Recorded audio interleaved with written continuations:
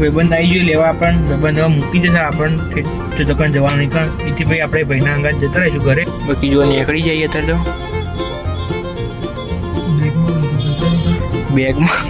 બેગમાં 4-5 કરોડ અંદર આચું આવી રહ્યું જો બેગમાં 4-5 કરોડ મસ્ત 5-6 દાડા વાપરવાના, કોઈ જ કમી નહીં. નીકળી ગયા જો મહેમાન આવી જાય. મહેમાન આવો તે મહેમાનને લેતો જ ઘેર લેડા પછી